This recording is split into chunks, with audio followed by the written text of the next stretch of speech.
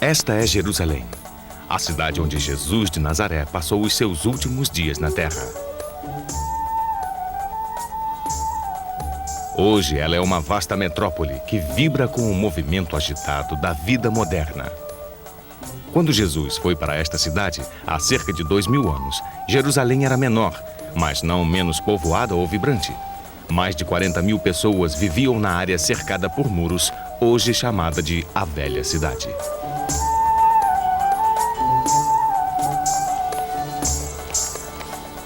A cidade atual não é o mesmo local que Jesus conhecia, mas podemos ainda sentir a sua presença nessas ruas antigas.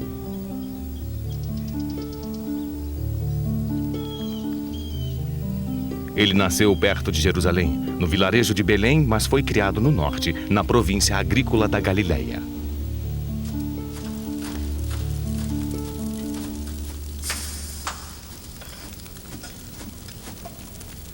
Aqui tornou-se um homem, entre os artesãos, mercadores, donas de casa e fazendeiros da cidade de Nazaré.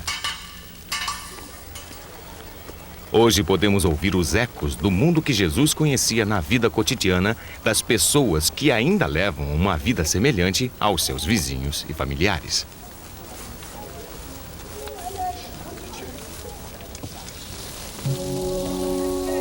Durante aqueles anos, depois da morte do rei Herodes o Grande, o Império Romano dividiu a Palestina em 3 partes. A Galileia ficou sob o comando de Herodes Antipas, um dos filhos de Herodes. A outro filho, Filipe, foram dados os territórios do leste. Mas a Judéia e também Jerusalém estava agora sob o domínio direto de um governador militar romano. Sob o seu pulso forte, o poder do Império Romano era uma presença opressiva e ameaçadora. Mesmo na Galileia, onde Herodes Antipas respeitava a cultura e a tradição judaicas, não era fácil para as pessoas viver sob o comando de 2 leis diferentes. A lei religiosa judaica, que tinha suas raízes mais profundas nos 5 livros de Moisés, orientava todos os aspectos da vida cotidiana. E ela proibia ao povo judeu permitir que um estrangeiro reinasse sobre ele na terra prometida. Mas a lei romana, imposta pela força das armas, exigia obediência a um poder estrangeiro. Porém, para os judeus, mesmo o recenseamento romano era visto como um insulto intolerável, que queria demonstrar que o povo pertencia a Roma e não a Deus.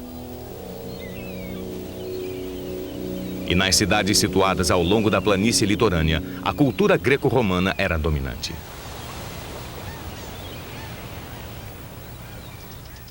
Havia arenas para jogos e combates e templos para a adoração dos deuses pagãos. Era um ultraje para os judeus, cuja primeira lei era: não tereis outros deuses além de mim.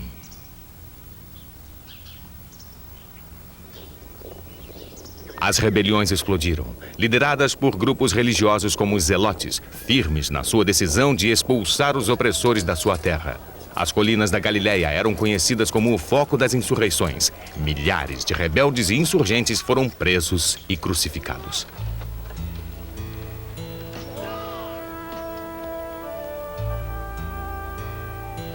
Foi neste mundo em ebulição que Jesus foi batizado por João, o Batista, e começou a pregar nas sinagogas da Galileia. Ele ensinava como os escribas e fariseus, e muito do que dizia ecoava os pensamentos destes conceituados e respeitados líderes. Mas Jesus se tornou um pregador itinerante, levando as suas mensagens diretamente aos homens, mulheres e crianças de todos os lugares. Ele escolheu os seus discípulos entre trabalhadores comuns, e não entre estudiosos, como faziam os escribas e fariseus.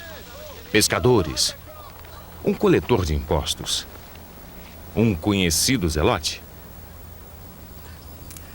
Em seus ensinamentos, Jesus usava exemplos da vida no campo, a colheita dos frutos da vinha, o grão das sementes, a guarda das ovelhas. Ele falava para pessoas trabalhadoras, como os galileus que conhecera quando era criança. Enquanto viajava para o sul, da Galileia para Jerusalém, Jesus congregava um número cada vez maior de pessoas que o seguiam, atraídas pelas suas palavras de amor, compaixão e esperança.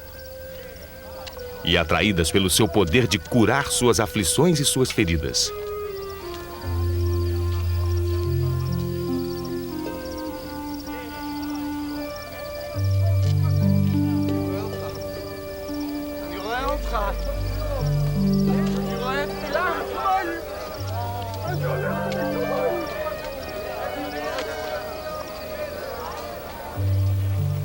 E em Betânia, perto de Jerusalém, aconteceu o maior milagre de todos.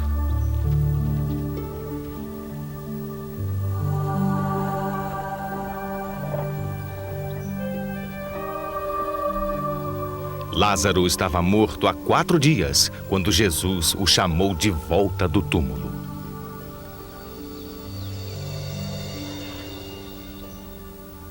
Essas curas e os milagres que Jesus fez levaram muitos a acreditar que ele era o Messias há muito esperado, o enviado por Deus para libertar o povo judeu.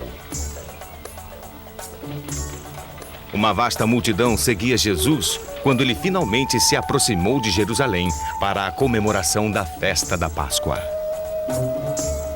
Jesus e sua época. Os últimos dias.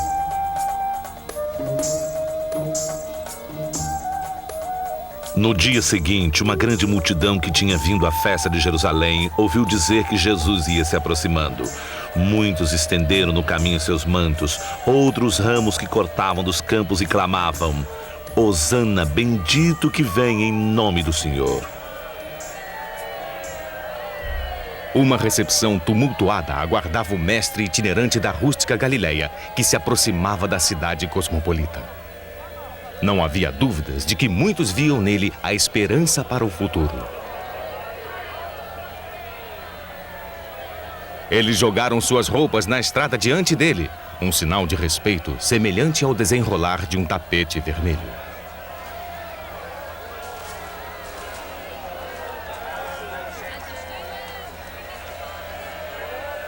E Jesus foi até Jerusalém, como se cumprisse a profecia contida em Zacarias, capítulo 9, versículo 9, que fala sobre a entrada de um rei.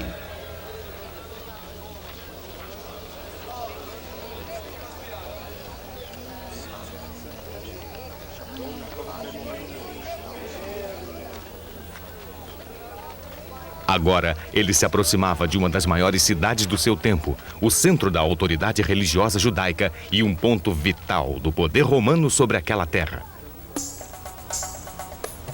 Jesus não reconheceria a Jerusalém que nós conhecemos hoje. Somente algumas pedras restaram da época em que vivia. Tudo mais foi destruído e reconstruído diversas vezes através dos tempos. Mesmo o muro em torno da Cidade Velha é comparativamente novo. Um sultão otomano, Suleimão o Magnífico, construiu o Portão do Leão, na parte ocidental do muro, cerca de 15 séculos depois da época de Jesus. O portão também é chamado de Portão de São Estevão, porque os cristãos de épocas mais recentes acreditavam que São Estevão o havia atravessado em seu caminho para o martírio. O Portão de Jafa, situado na parte oriental, foi feito pelo mesmo sultão do século XVI. Desde então, é uma das principais entradas da cidade antiga. O elegante Portão de Damasco, no norte, é um exemplo clássico da arquitetura islâmica. Acima do arco está inscrito: Alá é o único Deus e Maomé é seu profeta.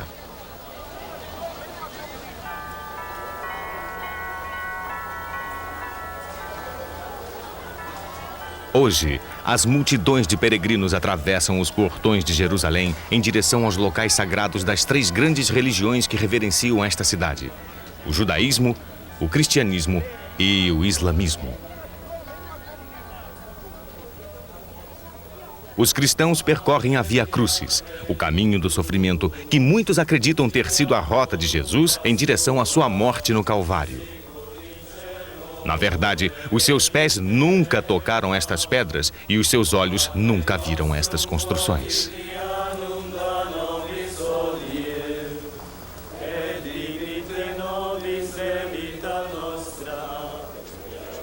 Toda a cidade foi destruída pelas tropas romanas, literalmente jogada ao chão, menos de 40 anos depois da morte de Jesus. Mais tarde, as pedras foram aproveitadas na construção de uma nova cidade totalmente diferente sobre as ruínas. Jerusalém foi destruída e reconstruída diversas vezes desde então. Por isso, não há como relacionar as ruas atuais com aquelas por onde Jesus andou. The fifth station, here the Cyrenian helps Jesus carry the cross. And may they generously follow your call. Amen. Pater noster, qui es in celis, sanctificetur nomen tuum. Mas aqui, onde a Via Crucis termina na Igreja do Santo Sepulcro, os fatos verdadeiros não parecem ter muita importância, comparados com a profunda experiência de compartilhar simbolicamente da paixão final de Jesus.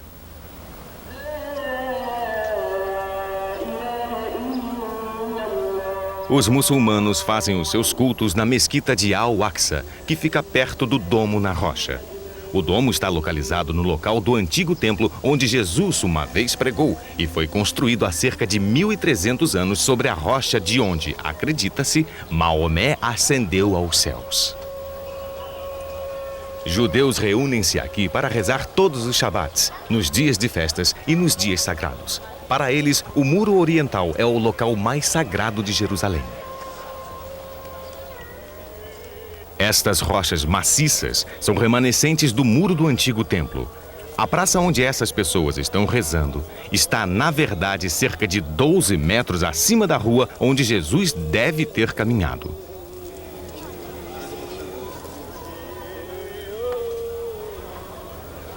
Os fiéis escrevem orações, súplicas e agradecimentos em pedaços de papel e os colocam dentro das fendas do muro.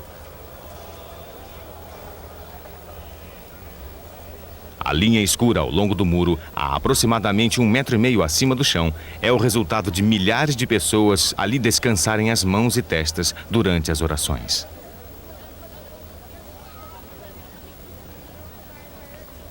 A área é dividida em seções separadas para homens e mulheres.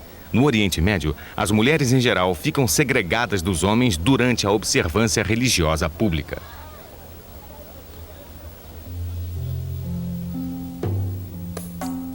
Estes degraus recentemente escavados são resquícios do templo. Este é um local na moderna Jerusalém por onde Jesus deve realmente ter caminhado. Eles são intencionalmente irregulares, alguns mais altos do que os outros mais estreitos, talvez para garantir uma certa compostura na sua subida.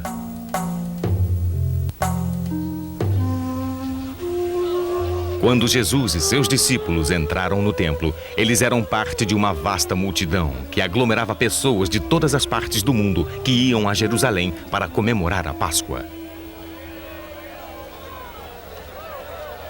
Os levitas, descendentes da tribo de Levi, eram os zeladores, músicos e cambistas do templo.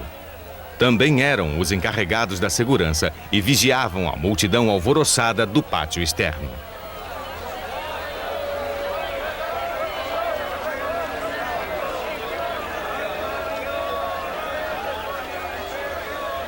Havia um comércio intenso de animais para o sacrifício.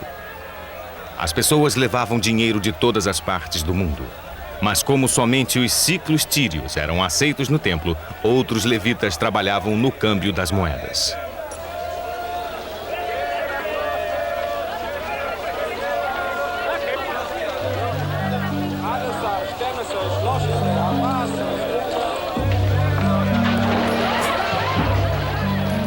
E começou a expulsar os que no templo vendiam e compravam. Derrubou as mesas dos trocadores de moedas e os bancos dos que vendiam pombas.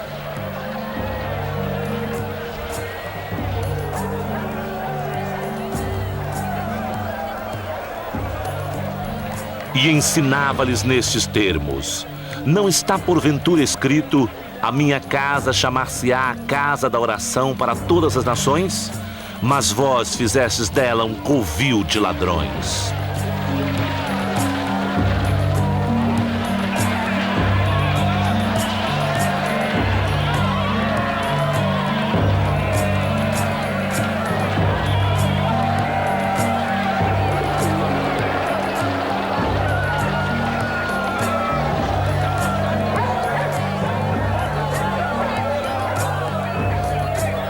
Jesus tornou-se um homem marcado.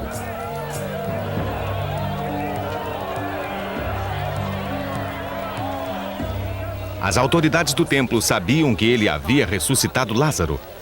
A sua entrada triunfante em Jerusalém não podia ter passado desapercebida. E agora, este ataque veemente dentro do próprio templo. A Páscoa era sempre uma época perigosa, quando as multidões que enchiam Jerusalém poderiam facilmente se aglomerar em torno de um líder carismático. Isso já havia acontecido antes.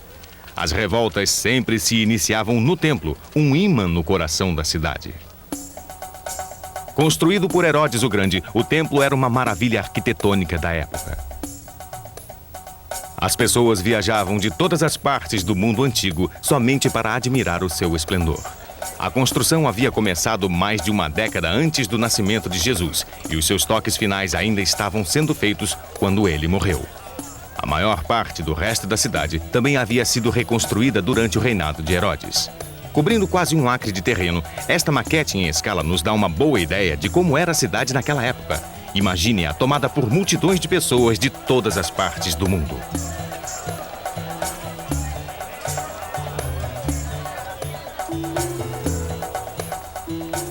Pessoas abastadas e poderosas também iam comemorar a Páscoa em Jerusalém. Elas ficavam na parte alta da cidade, onde a classe dominante vivia. O governador romano Pôncio Pilatos talvez tenha se hospedado no magnífico palácio que Herodes o Grande havia construído para si mesmo. Pilatos viera da sede do seu governo, que ficava em Cesareia, na costa do Mediterrâneo, trazendo tropas romanas, no caso de algum problema acontecer. Perto dali ficava o palácio do sumo sacerdote Caifás e do seu sogro Anás, um antigo sumo sacerdote. O Evangelho de João nos conta que estes dois já haviam se reunido com o conselho judeu, chamado Sinédrio, para discutir a ameaça representada por Jesus e seus discípulos. Outra grande mansão provavelmente abrigou Herodes Antipas, soberano da província natal de Jesus, a Galileia. Ele também fora a Jerusalém para participar da festa. Antipas foi o homem que mandou prender e decapitar João Batista.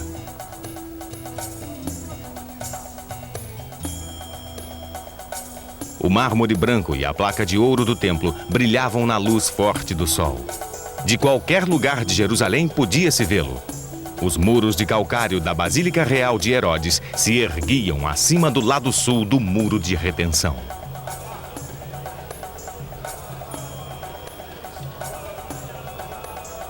Os degraus que saíam da parte oriental do muro desembocavam nas regiões mais baixas da cidade, as mais densamente povoadas. Este bairro de ruas congestionadas, habitado pela classe trabalhadora de Jerusalém, estava sempre lotado de pessoas. Para as pessoas que moravam aqui, a Semana da Páscoa era a época mais agitada do ano. A cidade, que tinha em torno de 40 mil habitantes, recebia mais de 150 mil visitantes.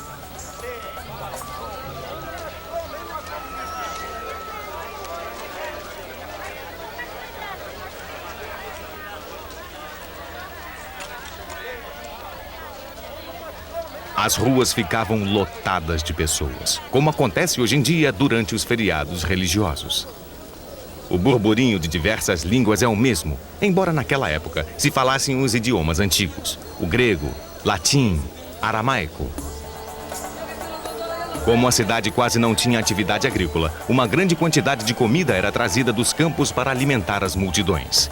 E toda ela era vendida nos mercados e barracas que se espalhavam pelas ruas.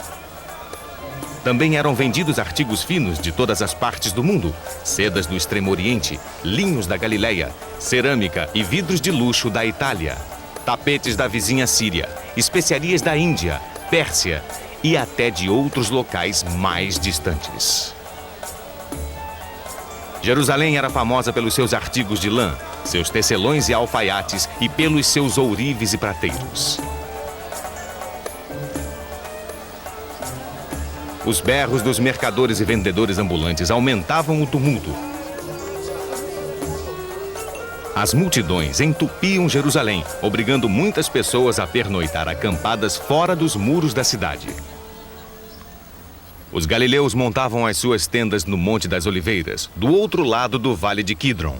Eles certamente consideravam a sombra das oliveiras um refúgio acolhedor do caos urbano. No Monte das Oliveiras, os galileus estavam entre pessoas trabalhadoras como eles próprios. O cultivo de olivas era a única atividade agrícola de Jerusalém. Havia uma competição acirrada para colher o fruto no seu auge, com as mãos ou sacudindo os galhos abarrotados com varas compridas. As olivas eram uma importante fonte de renda.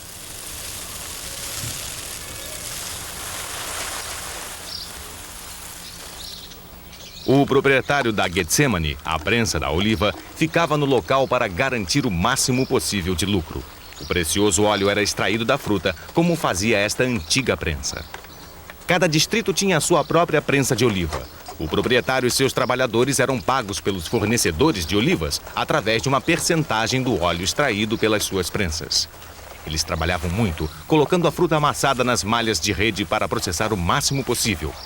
Eficiência era a palavra-chave para se manter na competição com outras prensas.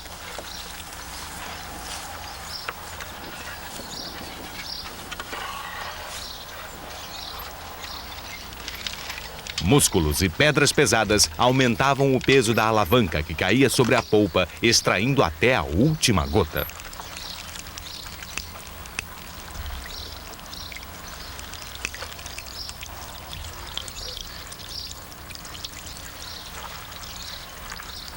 Eles armazenavam o óleo em jarras de barro que tinham o logotipo do proprietário do arvoredo de olivas.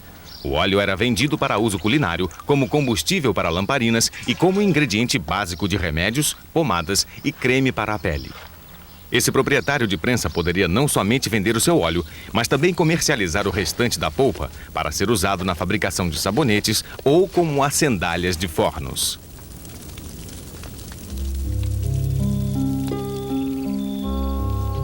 Todos os 4 evangelhos nos contam que à noite, Jesus e seus discípulos se retiraram para o Monte das Oliveiras.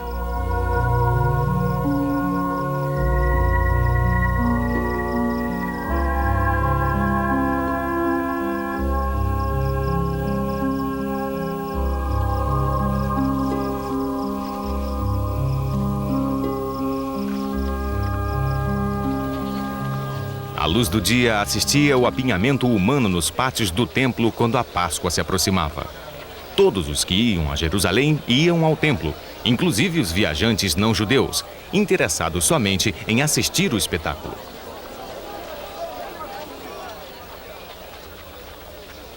Imagine o pandemônio que se formava com os milhares de fiéis.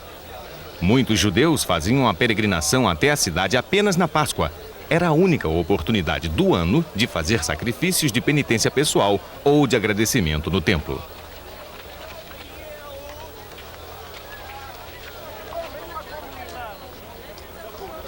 Para alguns peregrinos de terras estrangeiras, era a única oportunidade de toda a vida.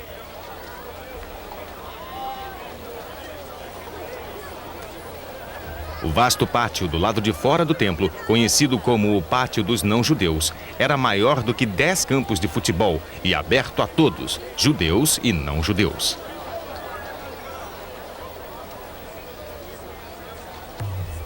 Acima se erguia a Fortaleza Antônia, protegida por tropas romanas. Durante a Páscoa, as tropas de elite de Cesareia também ali ficavam, prontas para reprimir qualquer distúrbio. Somente os homens e mulheres judeus podiam entrar no templo, que ficava no mesmo local do templo do rei Salomão até cerca de 600 anos antes.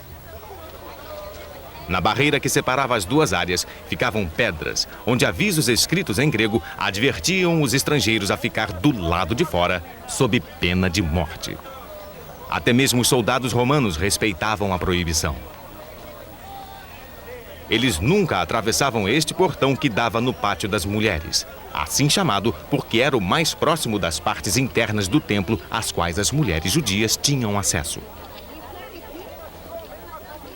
Era um local de encontro, agitado a qualquer hora do dia. Ali, os mestres ensinavam, os estudiosos debatiam, as famílias e amigos se encontravam. Os homens judeus deixavam as suas famílias para subir esta escada e atravessar o portão Nicanor até o pátio dos israelitas. Em um dia normal, centenas de homens levavam animais para serem sacrificados. Talvez uma pomba, uma cabra, uma ovelha. Um homem rico podia levar até um boi. Aqui o animal era dado a um sacerdote que o abatia e cuidadosamente o preparava para o sacrifício de acordo com as regras exatas estabelecidas pelas leis de Moisés. Depois de matar o animal, ele colocava partes do seu corpo para queimar, atiçando o fogo com madeira imaculada.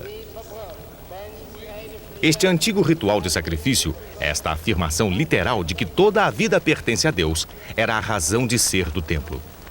Todos os dias, centenas de sacrifícios eram feitos ali. Alguns de expiação de pecados, outros de agradecimento por boa sorte e outros ainda pela busca da pureza espiritual.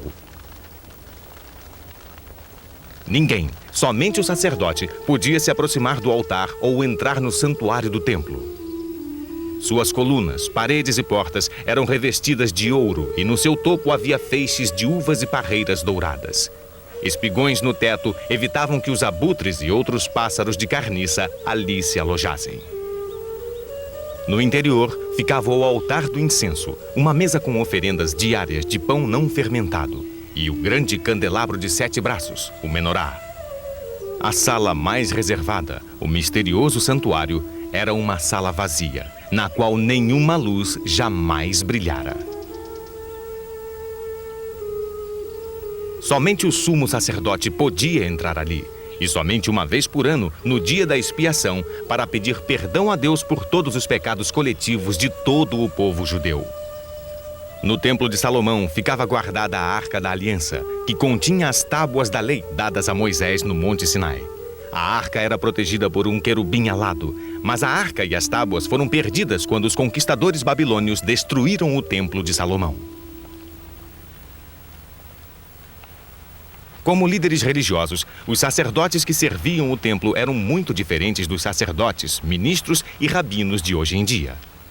A tarefa principal do sacerdote era executar os rituais especiais que faziam parte do sacrifício.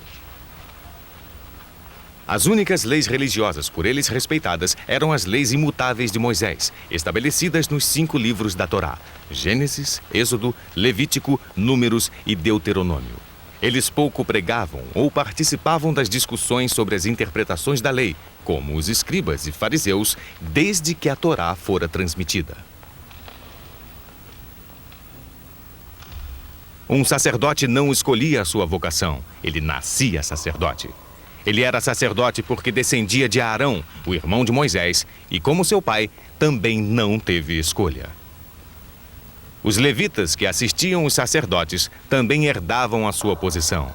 Os sacerdotes e levitas mantiveram esta antiga lei através dos séculos. Devido a esta tradição imutável, o templo e Jerusalém permaneceram como um símbolo constante para os judeus de todas as partes do mundo, de que era deles a terra prometida por Deus. Na época de Jesus, havia um grupo deles, os saduceus, que se dedicava a manter inviolável a pureza da tradição do templo.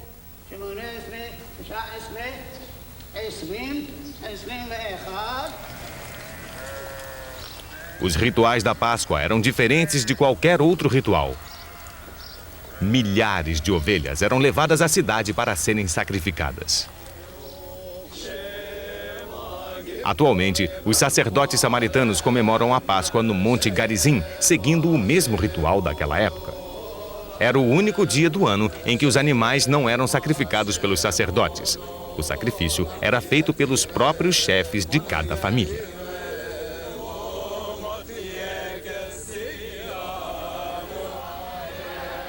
Milhares de homens se alinhavam no pátio dos israelitas, esperando a sua vez de executar o sacrifício, conforme prescrevia o ritual. O sangue era depositado em uma tigela dourada, que passava por uma sucessão de sacerdotes, e era lançado no grande altar. Em seguida, a tigela voltava de mão em mão para ser de novo enchida com o sangue de uma outra ovelha. Cerca de 17 mil sacerdotes e levitas de toda a Palestina se juntavam aos encarregados do templo para este ritual, que se estendia por um dia inteiro. Todos trabalhavam do amanhecer ao anoitecer. Naquela noite, por toda Jerusalém, pequenos grupos compartilhavam o pão sem fermento, as ervas amargas e a ovelha assada.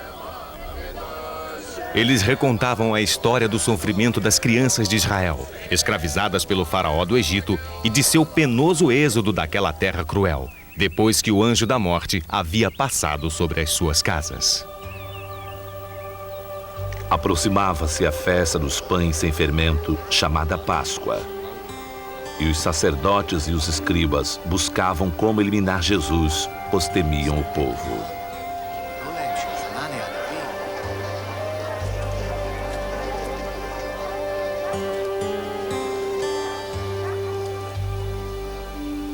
Foi nesta atmosfera extremamente tumultuada da Páscoa que Jesus fez a sua pregação no templo.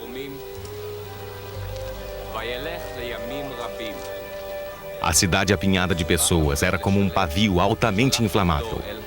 Tanto os sacerdotes do templo quanto as autoridades romanas temiam que Jesus pudesse ser a centelha que o colocaria em chamas. As palavras ditas por ele no templo eram diferentes das palavras singelas que usava nas pregações que dava nos vilarejos do interior. Elas prometiam alguma coisa nova, alguma coisa que levantava o espírito dos oprimidos e que ia de encontro às autoridades religiosas e romanas.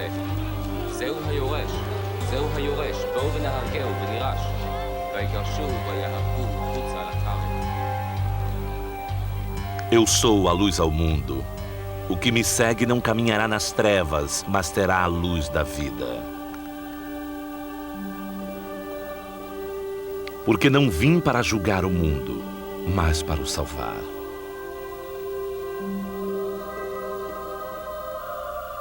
Eu sou o caminho, a verdade e a vida. Ninguém vai ao Pai senão por mim.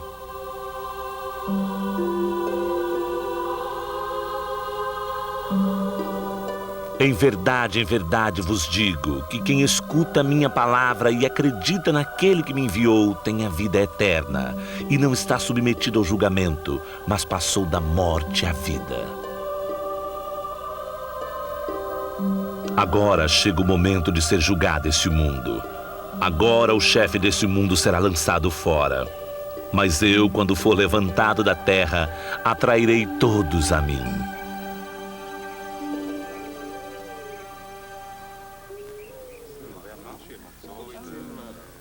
Na véspera da Páscoa, Jesus e seus discípulos se reuniram para compartilhar o banquete.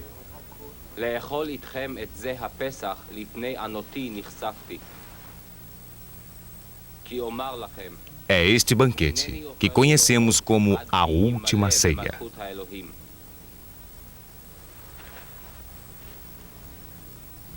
Tomando então o cálice. Baruch atah Adonai Eloheinu melech haolam, borei pri hagafen. Deu graças e disse: Tomai-o e distribui-o entre vós. Pois vos digo, não mais beberei de hora em diante do fruto da vinha, até que venha o reino de Deus. Depois, tomando o pão, Baruch atah Adonai, Eloheinu melech haolam, hamotzi lechem min haaretz. E dando graças, partiu e deu, dizendo-lhes: Este é o meu corpo, que é dado por vós. Fazei isto em memória de mim.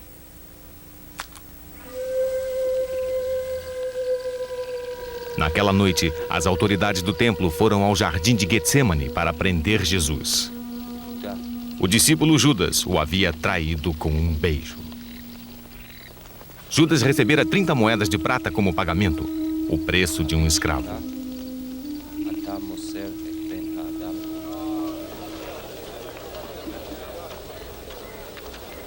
Jesus foi preso e levado diante do sumo sacerdote Caifás e de um antigo sacerdote, Anás. Eles sabiam da popularidade de Jesus e do perigo que representava para eles. Embora fossem poderosos, eles não eram benquistos pelo povo. Alguns os desprezavam porque não eram descendentes da antiga linhagem de sumos sacerdotes. Eles haviam sido nomeados pelo Império Romano, que poderia destituí-los do cargo. Para o bem da sua própria posição, autoridade e futuro, estes sacerdotes temiam uma revolta durante a Páscoa. E agora confrontavam o homem que poderia tê-la iniciado. És tu o Cristo, o Filho de Deus? Eu sou. A ideia de que o Messias poderia estar agora em Jerusalém era o bastante para eclodir uma revolta. Tratava-se de um antigo sonho. O Filho de Deus, Filho do homem, Cristo, o Messias, ungido por Deus para libertar o povo judeu. Cada um dos judeus que sofriam sob a opressão romana alimentava a esperança profunda de que o Messias viria para trazer a libertação. As expectativas eram tão diferentes quanto as pessoas. Aqui estão as palavras com que alguns escritores judeus da época descreveram as suas próprias expectativas. O Senhor proclamará um novo sacerdote, e com o seu sacerdócio todos os pecados desaparecerão, e os que não obedecem às leis cessarão de fazer o mal. Ele vai abrir os portões do paraíso, e ele vai dar aos sagrados o alimento da árvore da vida. Um rei, o filho de Davi, irá purificar Jerusalém das nações que pisam sobre ela, destruir as nações ilegais e reunir um povo sagrado, que será por ele conduzido dentro da justiça. O mais alto subirá, somente o Deus eterno. Depois você, Israel, conhecerá a felicidade. Havia outras expectativas e esperanças, embora todos compartilhassem da mesma visão, de que Deus, com o seu poder, salvaria o povo judeu das forças mundanas que o oprimiam. A esperança de um Messias era uma perspectiva ameaçadora para os que detinham o poder neste mundo. Mas a destruição do homem que encarnava esta esperança poderia despertar a ira daqueles que nele acreditavam. Caifás e Anás conduziram Jesus até Pôncio Pilatos, o governador romano, e o acusaram de desacato à autoridade romana. Pôncio Pilatos era um homem cruel e opressor que tinha desprezo pelos judeus e pelas suas crenças. Mas era objetivo bastante para não se intrometer na lei judaica religiosa, apenas seguindo a política de Roma de permitir que o povo das províncias tivesse liberdade religiosa. Como governador de uma pequena parte do vasto Império Romano, ele queria manter o seu território em paz. Sucesso para Pôncio Pilatos era evitar que o imperador ouvisse falar de problemas em Jerusalém, e por isso ele rapidamente liquidava toda e qualquer insurreição. Durante a sua administração, diversos rebeldes haviam sido crucificados e ainda assim havia o perigo de uma revolta. A crucificação talvez seja a forma mais dolorosa de punição já inventada. Ela era aplicada àqueles que se rebelavam contra a dominação romana. Os braços da vítima eram pregados em uma viga de madeira com pregos compridos, fixados entre os ossos dos pulsos. Em seguida, a viga de madeira era amarrada a um poste. As pernas eram torcidas, algumas vezes quebradas, de forma que somente um prego precisasse ser colocado através dos 2 tornozelos ou calcanhares. Algumas vezes um soldado poderia sentir pena e oferecer à vítima uma esponja embebida com vinagre ou mirra, um narcótico, ou até mesmo esfaqueá-lo. Algumas cruzes tinham uma pequena estaca ou assento para apoiar o corpo. Isto era particularmente cruel, pois prolongava o momento da morte. No entanto, uma vítima que tivesse sido antes espancada sangraria até a morte em questão de horas. A morte, em geral, vinha lentamente, demorando vários dias. O peso do corpo acabava por enfraquecer os músculos do peito. A vítima não conseguia mais respirar. A morte era por asfixia.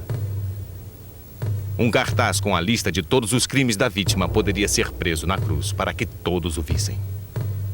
Ninguém sabe quantos judeus morreram desta maneira durante o domínio romano. Segundo os registros da época, foram milhares, talvez dezenas de milhares. Pôncio Pilatos não hesitava em crucificar os judeus rebeldes. Mesmo que a princípio não tenham ordenado a morte de Jesus. Talvez ele estivesse igualmente preocupado com os efeitos que a sua morte pudesse provocar nos seus seguidores. Por isso mesmo, aproveitando o fato de Jesus ser galileu, ele o enviou para Herodes Antipas, o soberano da Galileia, que estava em Jerusalém por conta da Páscoa.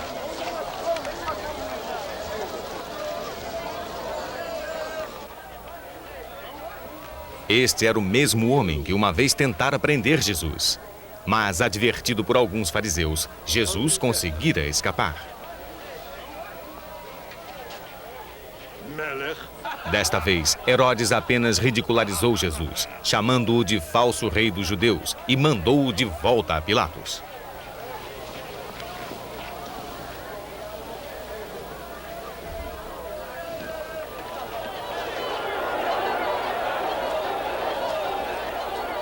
O romano hesitava em transformar Jesus em um mártir.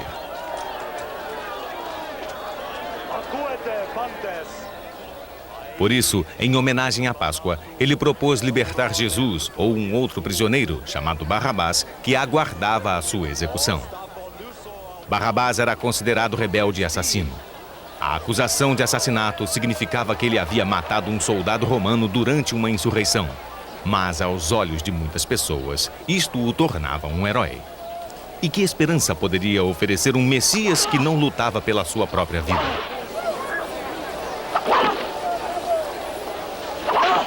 Então, as pessoas escolheram Barrabás.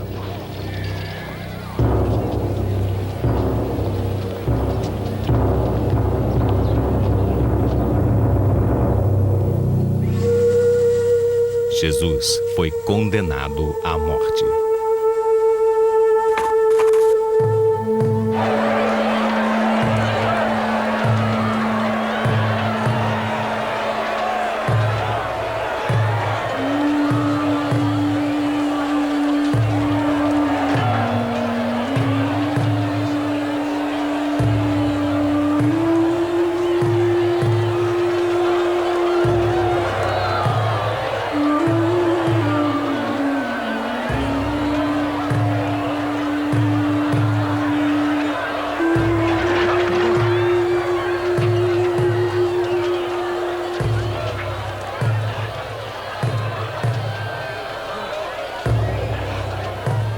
Quando levaram, lançaram mão de certo Simão de Cirene que voltava do campo e o carregaram com a cruz para que a levasse atrás de Jesus.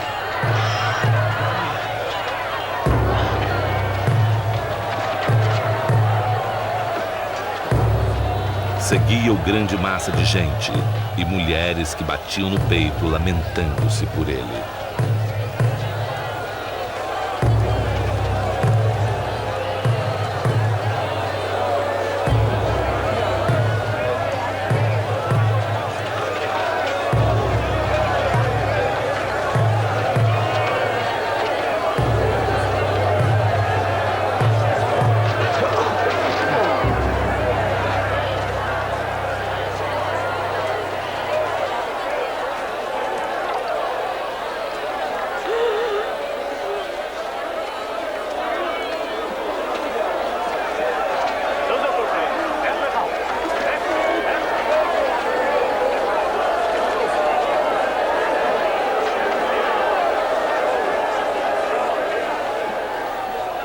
Levavam ao mesmo tempo 2 malfeitores que deviam ser executados juntamente com ele.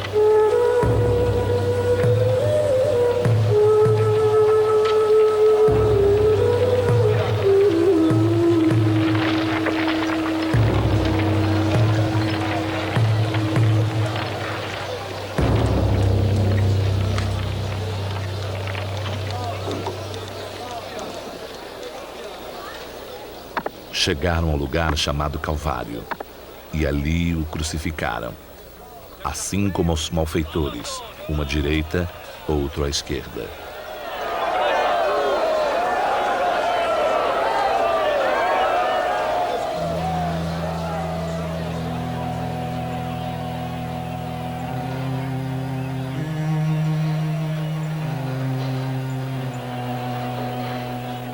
Pai, perdoa-lhes, porque não sabem o que fazem.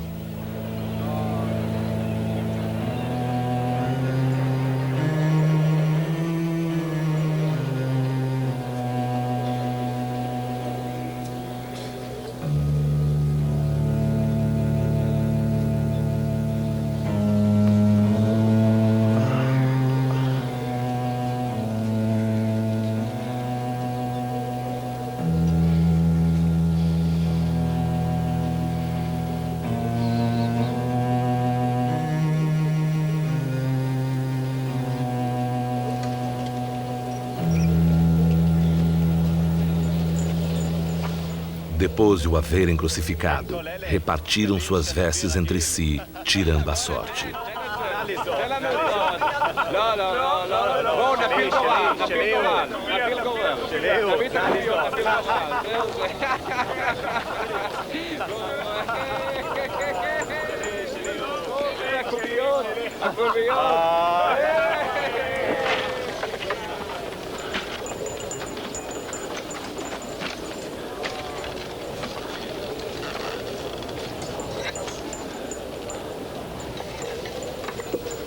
Por cima da sua cabeça puseram-lhe a causa da condenação.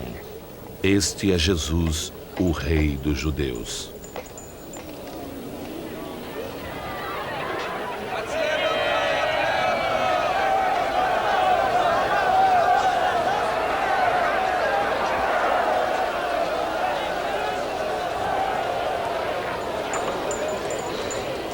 הושע נפשך, אם מלך היהודים אתה.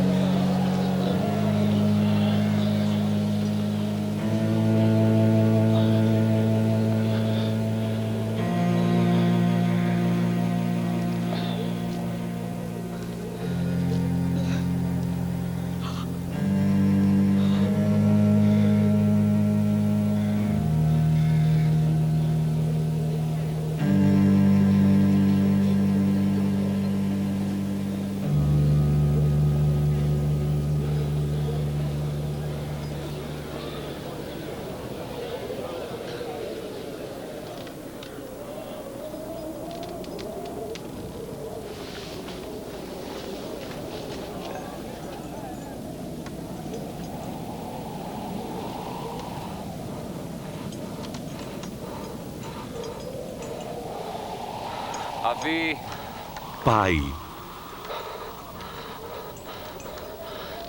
nas tuas mãos entrego meu espírito.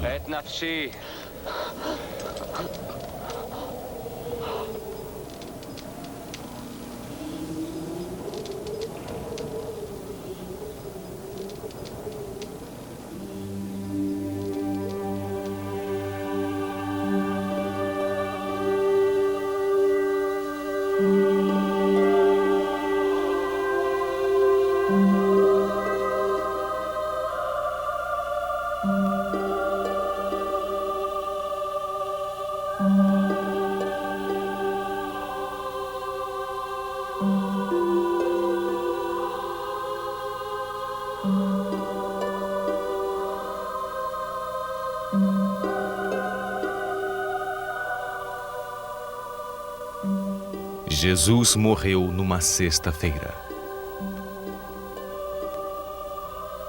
Seu corpo foi enterrado antes do pôr do sol daquele mesmo dia. 3 dias depois, o seu sepulcro foi encontrado vazio. ele havia ressuscitado. Eu sou a ressurreição e a vida.